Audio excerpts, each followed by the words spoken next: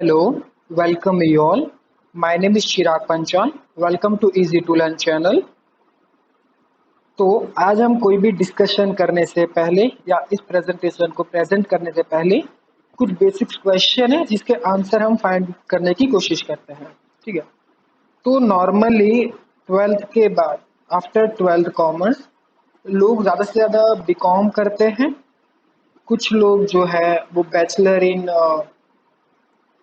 Management करते हैं, कुछ लोग बैचलर इन फाइनेंशियल मार्केट करते हैं या कुछ लोग bachelor in accountancy and finance करते हैं। But most of the public जो होती है 60 to 70% बीकॉम भी प्रीफर करते हैं। कुछ 5 से 10% लोग जो होते हैं, 5% कह सकते हैं, जो CA CS करते हैं या फिर CMA करते हैं, कॉस्ट मैनेजमेंट अकाउंटेंट। ठीक है, अब जो ट्वेल्थ के बाद जो बीकॉम करते हैं या जो BBA भी करते हैं, ठीक है, तो इनके लिए सबसे ज़्यादा प्रॉब्लम होती है 3 साल के बाद। क्योंकि एक बार तो बीकॉम सिलेक्ट कर लेते हैं, बीकॉम कंप्लीट कर लेते हैं, बट बीकॉम कंप्लीट करने के बाद जब जॉब की बारी आती है तो उनको जॉब मिलना बहुत ही मुश्किल हो जाता है। तो उसका मैं आपको सिंपल रीजन बता देता हूँ क्या होता है। बीकॉम के बाद जब अकाउंटेंसी की जॉब ढूंढी जाती है तो एक कंपनी हो, जैसे मैक्सिमम एक सीनियर अकाउंटेंट होता है, एक जूनियर अकाउंटेंट होता है, एक असिस्टेंट अकाउंटेंट हम कह सकते हैं। ठीक है, 3 अकाउंटेंट बड़ी कंपनी रखती है। कुछ कंपनी एक अकाउंटेंट रखती है, कुछ कंपनी 2 अकाउंटेंट रखती है, या अगर सपोज कि 10 भी अकाउंटेंट रखते हैं। ठीक है, तो कितनी कंपनीज, अभी अकाउंटेंट की जॉब ऐसे नहीं होती कि रैपिडली चेंज करे, वो चलते हैं, वो एक कंपनी में 5 6 साल 10 साल 15 साल चलते रहते हैं। ठीक है, और उतनी कंपनीज ही नहीं है कि जो सारे बीकॉम स्टूडेंट्स को एग्जाम के बाद क्लियर होने के बाद जॉब दे पाए। ओके, तो अकाउंटेंसी की जॉब उनके लिए हार्ड हो जाती है। फिर उसके बाद उनके पास 2 या 3 ऑप्शन बचते हैं। पहला ऑप्शन तो BPO, वर्ल्ड फेमस जो कहते हैं, कॉल सेंटर की जॉब भी बचती है उनके पास। उसके बाद कुछ सेलिंग में जाते हैं, मोस्ट ऑफ द बीकॉम के बाद सेलिंग ही करते हैं। ठीक है, सेलिंग जॉब मिल जाती है उनको, फील्ड जॉब कहते हैं जो हम। ओके, और कुछ लोग फिर अपने डेटा एंट्री की जॉब पे जाते हैं। ठीक है, उनको डेटा एंट्री करनी पड़ती है। मतलब अगर 15 साल पढ़ने के बाद भी यदि जॉब मिलती है, और आप चेक कर सकते हो, आप जो भी आपके कलीग्स हो, आपके फ्रेंड्स हो या आपके फैमिली में कोई मेंबर है, वो ही इसी टाइप की वो जॉब करते होंगे। ठीक है, तो उतनी कुछ वैल्यू उनको मिल नहीं पाती है। जिन्होंने बैक किया होता है या जिन्होंने बैचलर इन फाइनेंशियल मार्केट किया होता है, तो ये प्रोग्राम करेंटली मुंबई में अवेलेबल है और कुछ चुनिंदा यूनिवर्सिटी में प्रोग्राम्स अवेलेबल है। तो उनको एक जॉब मिल जाती है। ठीक है, उनको सीट मिल जाती है जॉब करने के लिए। बट जब ग्रोथ की बात आती है तो उनको वो ग्रोथ नहीं मिल पाती है, बिकॉज वो उतना एक्सपर्टाइज नहीं पड़े होते जिससे उनको एक अच्छी ग्रोथ मिल पाए, एक अच्छी सैलरी पैकेज मिल पाए। ओके, अब लास्ट में यही क्वेश्चन आता है कि बीकॉम कर लिया, छोटी मोटी जॉब कर ली, बट क्या इससे हमारा फ्यूचर चलेगा, जो नियर फ्यूचर होगा? यानी ट्वेल्थ के बाद बीकॉम 3 साल, उसके बाद 2 3 साल और गिन लो। ठीक है, फिर रिस्पॉन्सिबिलिटीज बढ़ेगी, खर्चे बढ़ेंगे। ठीक है, तो क्या हम सरवाइव कर पाएंगे? बेसिक आंसर है नहीं। हम एक छोटी जॉब, छोटी सैलरी से, ठीक है, जॉब, ये छोटी जॉब मतलब सही वर्ड नहीं होता, बट हाँ छोटी पोजीशन कह सकते हैं हम। छोटी पोजीशन से, कम अमाउंट ऑफ पैकेज से हम हमारी ड्रीम्स, रिस्पॉन्सिबिलिटीज कंप्लीट नहीं कर पाएंगे, ये फैक्ट है। और अगर आप चेक भी करोगे तो बीकॉम कॉलेजेस 4,000 5,000 6,000 पीपल्स एक ही बार में थर्ड ईयर बीकॉम करके कंप्लीट करके बाहर निकलते हैं। तो कंपटीशन ही उतना होता है कि जॉब ही नहीं मिल पाती है। फिर लोग एमकॉम कर लेते हैं, तो एमकॉम करने के बाद भी कुछ ज़्यादा ग्रोथ नहीं मिलती है। यही होता है कि आपको एक अकाउंटेंट, एज जूनियर अकाउंटेंट आपको रख दिया जाता है कंपनी में, या फिर आपको कभी स्टोर संभालने दे दिया जाता है। BBA के बाद भी सेम ऐसा ही होता है कि अगर आप BBA किया है, बैचलर इन बिजनेस एडमिनिस्ट्रेशन, तो यही होता है कि आपको मतलब जॉब बिजनेस एडमिनिस्ट्रेशन की तो नहीं मिल पाती है। आपको बेसिकली जॉब स्टोर कीपिंग और वही सारी जॉब मिलते हैं। यानी अगर आप कहेंगे कि बीकॉम यानी 17 साल अगर आप पढ़ते हो, तो 17 साल पढ़ने के बावजूद भी आपको एक अच्छा पैकेज नहीं मिल पाता है और ना ही ग्रोथ मिल पाता है। क्यों? What is the reason behind this? तो सिंपल सी बात है, पॉपुलेशन। इंडिया में पॉपुलेशन ही इतनी है जिसके कारण हमको जो है प्रॉपर ग्रोथ नहीं मिल पाती है। सेकेंड चीज़ है हमारा ओल्ड मटेरियल। मतलब जो आज से 1990 में नहीं, सॉरी 1880s में जो स्ट्रक्चर बनाया गया था, वही स्ट्रक्चर आज आंख बंद करके यूनिवर्सिटी फॉलो करती है। कुछ नया नहीं सिखाया जाता, कुछ ऐसा नहीं सिखाया जाता जो आप जो है जब भी आप जॉब करो तो काम आए। ठीक है, जब भी आप जॉब करने जाते हो आप नया से स्टार्ट करते हो, जीरो से ही स्टार्ट करते हो। इसलिए आपको कंपनी भी उतने पैसे नहीं देती है, क्योंकि अगर आप कुछ इनोवेटिव कर नहीं पा रहे, कुछ प्रॉफिट जनरेट नहीं कर पा रहे, कंपनी आपको उतने पैसे नहीं देती है। बेसिक सा फंडा है, ठीक है। तो इसका सारा प्रॉब्लम्स आती है, तो इस सब का प्रॉब्लम का सॉल्यूशन क्या है? तो आप अगर मेरी इसके पहले की वीडियो चेक कर सकते हो, आपको लिंक डिस्क्रिप्शन में मिल जाएगी। सिंपल सा सॉल्यूशन है स्मार्ट वर्क। आप जितना स्मार्ट वर्क करोगे आपकी वैल्यू उतनी बढ़ेगी, आपकी डिग्री की वैल्यू उतनी बढ़ेगी, आपकी खुद की ग्रोथ उतनी बढ़ेगी। तो इसी स्मार्ट वर्क को चलते आज हम एक डिग्री के बारे में बात करेंगे और आपको मैं बताऊंगा वो डिग्री कैसे वर्क करती है, क्या काम करती है उससे, और उसकी ग्रोथ क्या है, ठीक है। मैं बात कर रहा हूँ चार्टर्ड वेल्थ मैनेजर। अब चार्टर्ड वेल्थ मैनेजर आपको नाम से पता चलता होगा कि इस डिग्री के थ्रू आप वेल्थ मैनेजमेंट स्किल्स अपने अंदर ला सकते हो, आप वेल्थ मैनेज कर सकते हो। अब वेल्थ मैनेज करें तो ऐसा तो है नहीं कि आप 1 लाख 5 लाख 10 लाख जिसकी वेल्थ है टोटल उसको मैनेज करोगे, वो आपको हायर ही नहीं करेगा क्योंकि उसकी उतनी कैपेसिटी नहीं है कि आपको पे कर पाए। अगर आप वेल्थ मैनेज करते हो 50 लाख 1 करोड़ 2 करोड़ ऐसे पर्सन की आप वेल्थ मैनेज करोगे, जिसको हम HNIs कहते हैं। तो जब आप HNIs की वेल्थ मैनेज करते हो तो सीधी सी बात है, आपको पैसे भी उतने ही दिए जाते हैं, ग्रोथ भी उतनी ही होती है, आपका स्टेटस या स्टैंडर्ड भी उतना ही बढ़ता है।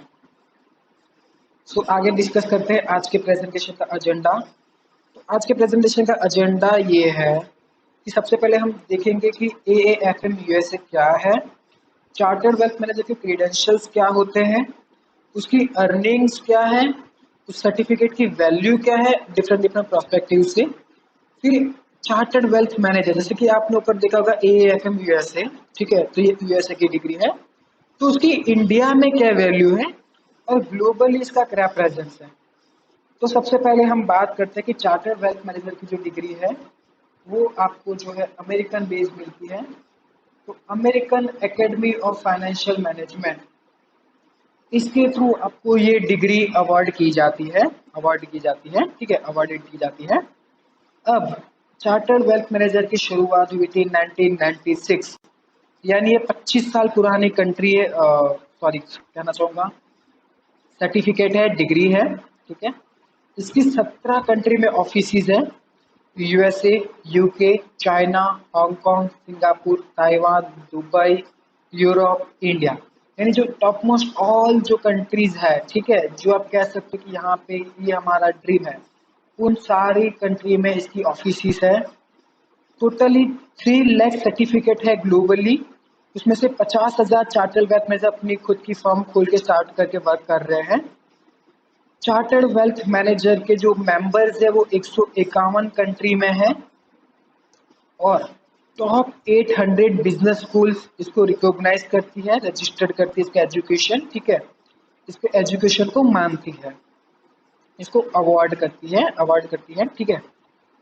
अब हम देखते हैं, हमने ये तो देखा कि चार्टर्ड वेल्थ मैनेजर क्या है, American academy of financial management क्या है, ठीक है, और American academy of financial management ने इंडिया में लाइसेंस दे रखा है, American academy of financial management India, ठीक है, और इसीलिए दिया गया है कि इंडिया में वेल्थ में बढ़ाई जाए, ठीक है, वेल्थ एजुकेशन बढ़ाई जाए। अब चार्टर्ड वेल्थ मैनेजमेंट में हम क्या पढ़ेंगे, क्या क्या पढ़ने में आएगा। तो सबसे पहले तो वेल्थ मैनेजमेंट पढ़ने में आएगी, ऑब्वियस है। वेल्थ प्रोटेक्शन पढ़ने में आएगी, यानी वेल्थ को कैसे मैनेज किया जाए, उसको कैसे बचाया जाए डिफरेंट डिफरेंट रिस्क से, ओके। अब डिफरेंट डिफरेंट रिस्क बहुत ज़्यादा हो सकते हैं, जैसे मार्केट रिस्क हो गया, या कोई लॉ रिस्क हो गया, या पर्टिकुलरली क्रेडिटर रिस्क हो गया, ठीक है, ये सारे रिस्क होते हैं। वेल्थ को बढ़ाने की स्ट्रेटेजीज और वेल्थ को ट्रांसफर करने की स्ट्रेटेजीज। वेल्थ ट्रांसफर यानी one person to other person, जब हम इनहेरिट करते हैं प्रॉपर्टी तो विल के द्वारा, ट्रस्ट के द्वारा, वो अलग अलग टाइप की स्ट्रेटेजीज होती है, वो आपको पढ़ाया जाएगा। इसके बारे में हम आगे ब्रीफली डिस्कस करेंगे नेक्स्ट स्लाइड में। सो सबसे पहले तो आपको वेल्थ मैनेज करने के लिए जो लेटेस्ट एडवांस टेक्निक्स है वो आपको सिखाई जाएगी, ठीक है, लॉ आपको सिखाई जाएगी वेल्थ मैनेजमेंट की। अगर आपको थोड़ा बहुत भी वेल्थ मैनेजमेंट आता है तो आपको सिखाया जाएगा कि आपकी जो स्किल है उसको शार्पन किया जाएगा। अभी इसमें आपको जो स्किल सिखाई जाएगी वेल्थ मैनेज करने के लिए वो थ्रू आउट योर करियर आपके साथ ही रहेगी करियर में, ठीक है, आप उसको कहीं पे भी यूज कर सकते हैं अपने करियर के लिए, खुद के लिए, ठीक है, अगर आप अपनी प्रोफेशनल बिजनेस भी स्टार्ट करते हो तभी आपको ये स्किल्स काम आएगी। वेल्थ मैनेजमेंट की डिग्री लेने के बाद आपको सिखाया जाएगा, इसमें सिखाया जाता है आपको कि high net worth individuals, ultra high net individual clients हो गए, या अपर मिडिल क्लास क्लाइंट हो गया, या मिडिल क्लास क्लाइंट हो गए, ठीक है, इनको कैसे मैनेज किया जाता है, इनकी क्या प्रॉब्लम्स होती है, इसको कैसे सॉल्व किया जाता है, कौन सी स्ट्रेटेजीज यूज की जाती है। उसी के साथ साथ आपको डिफरेंट टाइप्स ऑफ प्रोडक्ट्स सिखाए जाएंगे, वेल्थ मैनेजमेंट के टूल्स कह सकते हैं इसमें। प्रोडक्ट्स में देखिए, वेल्थ के लिए हम बनाने के लिए हम म्यूचुअल फंड्स का यूज करते हैं, फिक्स डिपॉजिट का यूज करते हैं, ठीक है, ये बेसिक्स है, ये सब करते हैं, म्यूचुअल फंड सब करते हैं, फिक्स डिपॉजिट सब करते हैं, ठीक है। लोग क्या नहीं करते, तो डेरिवेटिव्स, कुछ लोगों ने डेरिवेटिव्स वर्ड ही पहली बार सुना होगा, फ्यूचर्स, ऑप्शन, स्टॉक मार्केट, ठीक है, ये सारे एडवांस लेवल की स्ट्रेटेजीज होती है जो आपको सिखाई जाएगी इसके अंदर। आपको क्लाइंट से कम्युनिकेशन, आपके जो भी प्रोस्पेक्ट क्लाइंट्स होंगे या आपके करंट क्लाइंट है, उससे कम्युनिकेशन कैसे किया जाए, रिपोर्टिंग कैसे किया जाए, वो आपको इसमें सिखाया जाता है। उसके अलावा जैसे कि ग्लोबल इन्वेस्टमेंट कैसे किया जाए, अगर आप इंडिया में हो, आपको बाहर इन्वेस्टमेंट करना है, ठीक है, क्योंकि स्ट्रेटेजीज है ना, अभी हम इंडिया में है तो अमेजोन हो गया, गूगल हो गया, नेटफ्लिक्स हो गया, टेस्ला हो गया, ये बड़ी बड़ी कंपनीज है, तो उसमें भी इन्वेस्टमेंट किया जा सकता है। तो कैसे इन्वेस्टमेंट करते हैं, कौन सी स्ट्रेटेजी से इन्वेस्टमेंट करते हैं, कितना अमाउंट आपको इन्वेस्ट करना चाहिए, सपोज आपके पास 100 रुपए है तो उसमें से कितना पैसा ग्लोबली आपको इन्वेस्ट करना है, ये सारी की सारी स्ट्रेटेजीज आपको सिखाई जाएगी एडवांस लेवल पे। इसके बाद वेल्थ मैनेजमेंट इन इंडिया क्या है, तो wealth management in India currently बहुत ही, मतलब कह सकते हैं कि आग लगी हुई है, ठीक है, बहुत ज़्यादा इस पे वर्क किया जा रहा है, डिमांड बहुत ज़्यादा बढ़ रही है। ओके, और जो है मैं आपको फैक्ट आपको शेयर करता हूँ कि करंटली इंडिया में 2500 एस्टेब्लिश प्राइवेट बैंकर्स है वेल्थ मैनेजमेंट के लिए। उसमें से 2500 में से सिर्फ 200 जो वेल्थ मैनेजमेंट कंपनीज है या बैंकर्स कहते हैं, वो 1000 करोड़ से ज्यादा का अमाउंट मैनेज कर रहे हैं। माय फ्रेंड, 1000 करोड़, ठीक है।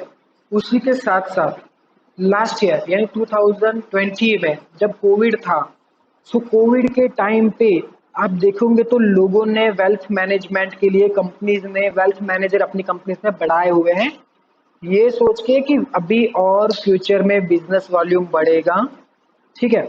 इसमें देखो आपको मैं मेजर नाम बता देता हूँ, IIF है, सबने नाम सुना होगा, उसने 250 सीट बढ़ाई है। उसके बाद एडवाइज हो गया, आदित्य बिरला आ गया, कोटक हो गया, इन्होंने 50-50 सीट बढ़ाई है।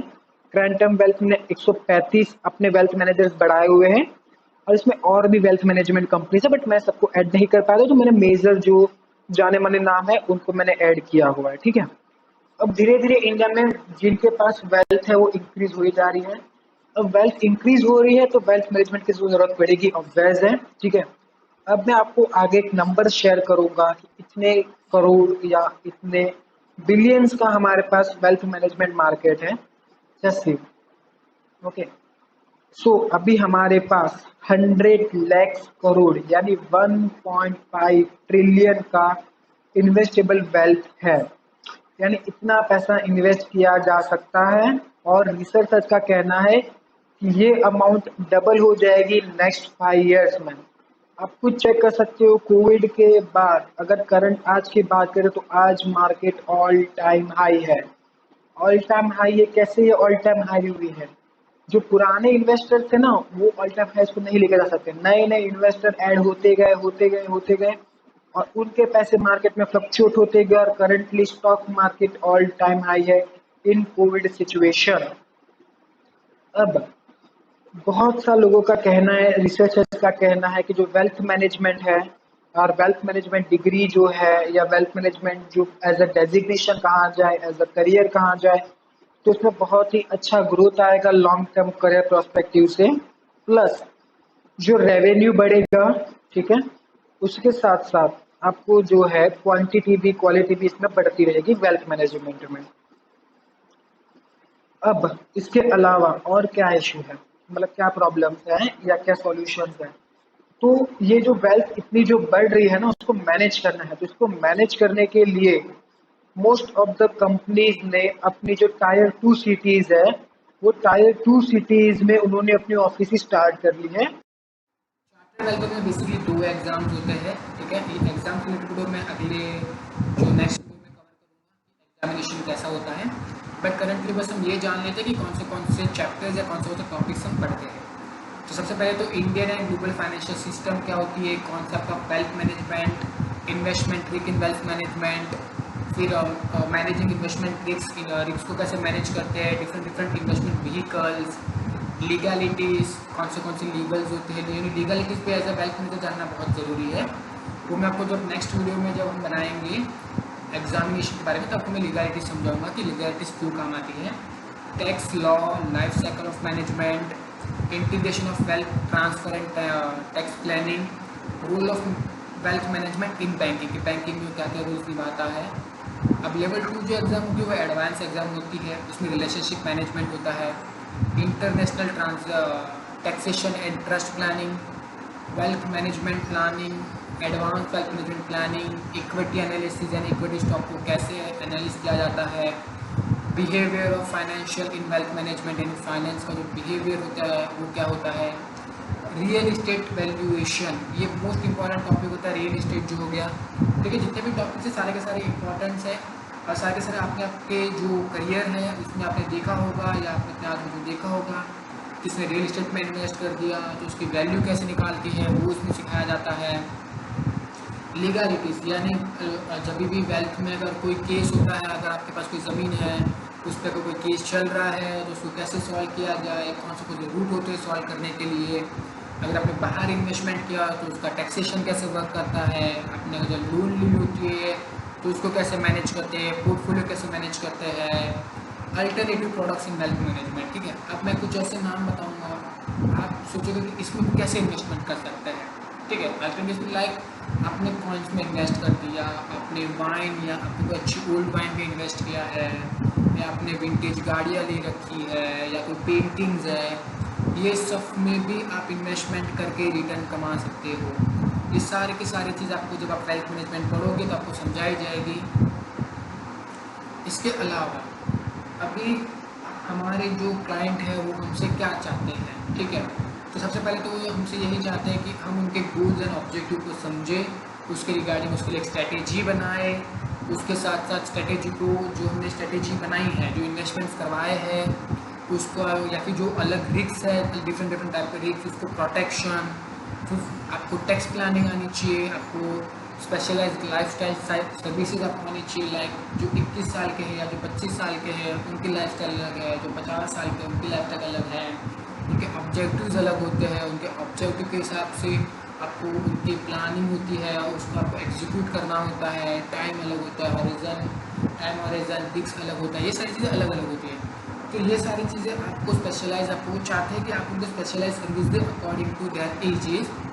फिर डेप्थ को कैसे मैनेज किया जाए, फैमिली मिशन होते हैं, फैमिली मिशन लाइक घर लेना एक फैमिली मिशन है, कहीं टूर पे जाना एक फैमिली मिशन है, ठीक है। ये सारे मिशन आप समझो उनके मिशन और उसके रिगार्डिंग उनको प्लानिंग करके दो।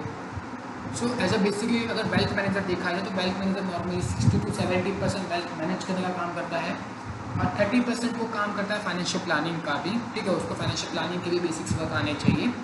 ये सब आपने स्ट्रेटेजीज बना ली, उसके बाद उसको मॉनिटर करते रहना, उसको अपडेट करते रहना, उसको रिपोर्ट करते रहना, ये सारी चीज़ें आपको चाहते हैं आपके उनके लिए करो।